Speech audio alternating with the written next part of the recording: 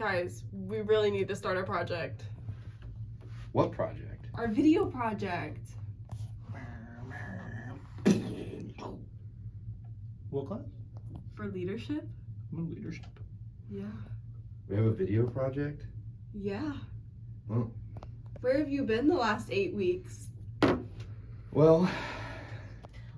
the classic confusion and chaos that happens when you put 4 random students together and call them a team.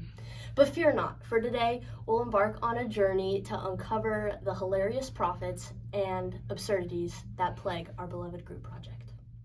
We are the Four Amigos, and today we will be talking about the 5 dysfunctions of a team. The absence of trust is a huge factor when it comes to the 5 dysfunctions of a team. The absence of trust is made up of 6 main components, the first one revolving around increased conflict. When there's no trust, team members may begin to doubt each other's motives, leading to misunderstandings and increased conflicts. This can create a tense work environment. The second one is poor communication. Lack of trust leads to hesitant and incomplete communication. The third one is decreased collaboration. Trust is a key component for effective teamwork and collaboration. Without it, team members may be less willing to cooperate and share resources, leading to a fragmented effort. The fourth one is low morale. Low morale reduces motivation and productivity when trust is lacking. The fifth one is inefficient decision-making. Trust allows for open discussions, which are crucial for informed decisions. The last one is reduced performance. Teams that lack trust often struggle to achieve their goals and deliver quality results. Trust is fundamental for a high-performing team as it fosters a supportive and cooperative environment. Trust really is the cornerstone of effective teamwork. It promotes open communication, collaboration, and informed decision-making, all of which lead to higher morale and better performance. Without trust, teams are likely to face conflict, poor communication, and decreased productivity. So we need to finalize our project tasks. So who was taking care of research? Oh, that was me. Yeah, so I have a little bit, but I was curious if you guys can maybe look over it. The hair, I've been kind of struggling on it. Right. Why didn't you come to us sooner about this? The project is literally due this next weekend. I'm sorry, man. I just kind of got busy, and I just need some help on it. This is why there's no trust in this group. In a world where deadlines loom and teamwork is essential, this team finds itself struggling with a critical issue: the absence of trust. Okay, anyways, moving on. Caleb, how's the design coming? Well, I've been waiting on the fling flang and research. I've been doing it when I can, man. I'm just busy. I need the information for the outline from both of you.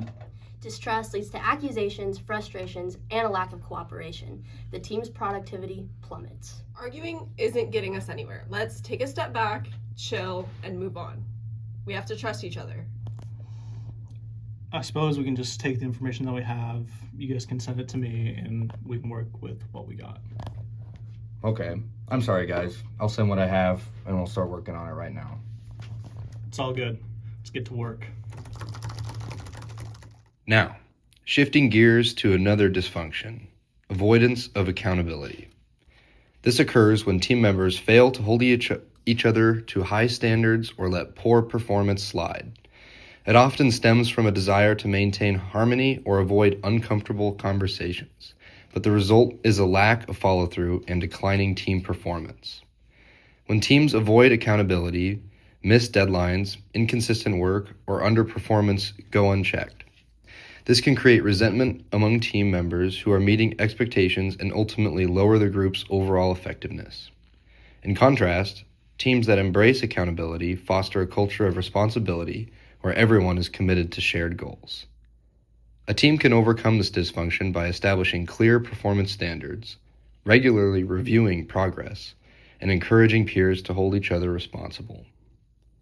Consistent feedback and follow-up ensure that everyone stays aligned and focused on results. Ultimately, avoiding accountability weakens teams, and while fostering a culture of responsibility can drive better performance and stronger outcomes.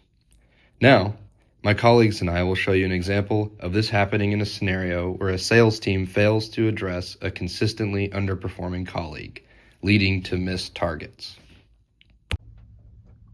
All right, team. Last quarter's numbers are in. We missed our targets again.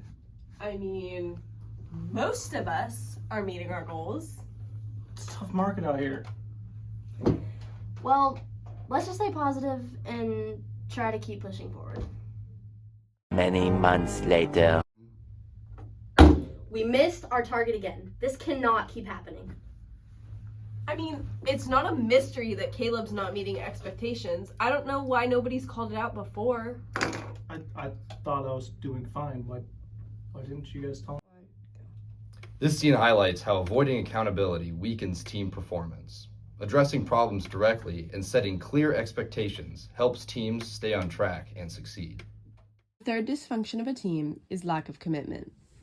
Commitment starts with shared vision, and when team members understand their goals and roles, they are more likely to invest themselves in the team's success. Without this clarity, hesitation, disengagement, and avoidance of responsibilities can arise.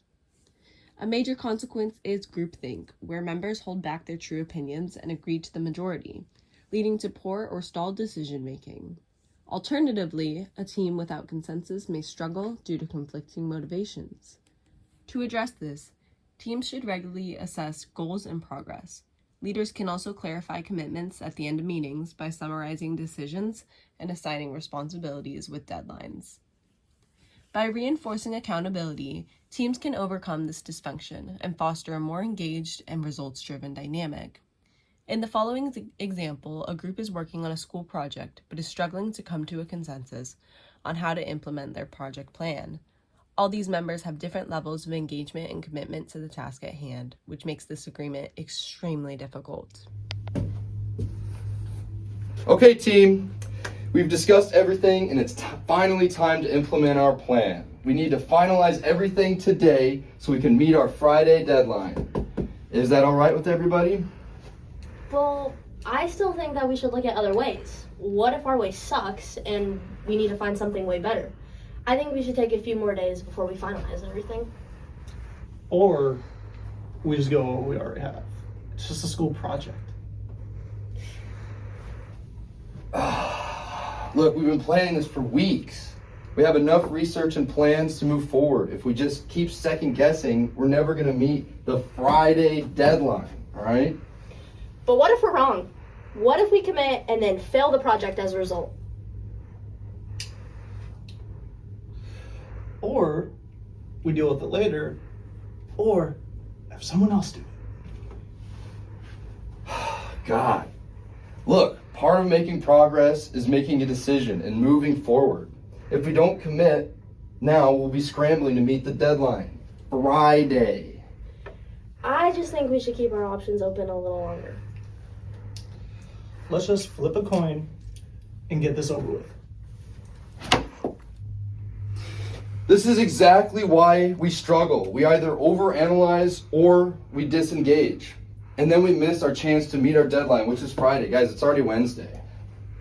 Okay, maybe you're right. I really don't want to fail this class. We just need to decide. Fine, let's just do whatever it gets to get us out of here. Finally, let's get to work, guys. Now, I'll be talking about another key dysfunction of teams. Fear of conflict. This dysfunction occurs when team members avoid engaging in difficult conversations because they want to maintain a sense of harmony and status quo. While this may seem like a good thing on the surface, it actually limits open communication and stops teams from addressing important issues. When teams are afraid to disagree, they miss out on diverse viewpoints and fail to solve problems effectively. Healthy conflict, on the other hand, allows people to challenge ideas, refine decisions, and work through disagreements productively. A key takeaway here is that successful teams don't avoid conflict. They actually embrace it in a respectful and constructive way to reach better outcomes. They can do this by fostering a psychologically safe environment for honest discussions and disagreements. Next, my colleagues and I will demonstrate what this might look like in a team setting. In this scenario, a team is meeting to develop a new product. However, no one challenges the manager's flawed idea. This then leads to a poor product launch. All right, team.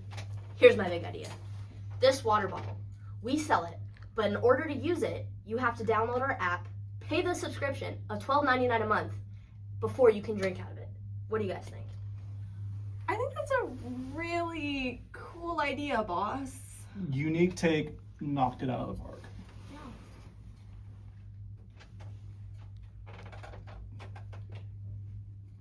6 months later. Wow. The reviews are terrible. People actually hate having to pay money to drink out of their own water bottle. I mean, I thought it was kind of a rough idea. I didn't want to say anything because I didn't want to cause a conflict, but... Well, you know, boss, you have $1 million ideas all the time. But I didn't think this was one of them. If only we had discussed this more openly, then we would have avoided this whole mess. The last of the 5 dysfunctions of a team is inattention to results. This can occur when a member or members of a team put their own success ahead of the success of their teams. An example of this is a team creating a presentation, but one member only focuses on their own section and ignores other members' feedback. A solution for this is that end results are not based on individual performance, but instead team performance to make the task a group effort instead of an individual effort. Okay, guys, let's check our presentation to be sure it all works. Oh, don't even worry about my side. I mean, I added animations, transitions. I even got Peter Dinklage to narrate. Peter Dinklage. Oh, yeah, it was really cheap because I only had to pay for my slide. Our slides don't even look anything like that. Yeah, and why does your slide have a watermark with your name? So they know who to give the highest grade to? All right, but look, it's a group project, and your slide is completely different from ours. And we present tomorrow. This is a big deal. We're doomed. Not me. My part's gonna get an A. All right, but look in the presentation, look in the rubric. We get graded as a group. I'll tell you what. If you fix your slides and help us as a group, I'll pay for your Dutch order next time. Oh, I didn't know we were graded as a group. Maybe it would look better if I made a few changes. We're doomed. No, we're not. Let's get to work. Now for a recap of the 5 dysfunctions. The 5 dysfunctions are 5 common obstacles teams face. 1. Absence of trust. Team members don't trust each other, which leads to a multitude of issues. 2. Avoidance of accountability. When members are not committed, they are unlikely to hold each other accountable for their performance and behavior. 3. Lack of commitment. Team members aren't fully invested into the team's goals and decisions. 4. Fear of conflict. Teams will avoid conflict. Productive debates are replaced by artificial harmony. 5. Inattention to results. When members of a team put their own success ahead of the success of their teams. Oh, hey there.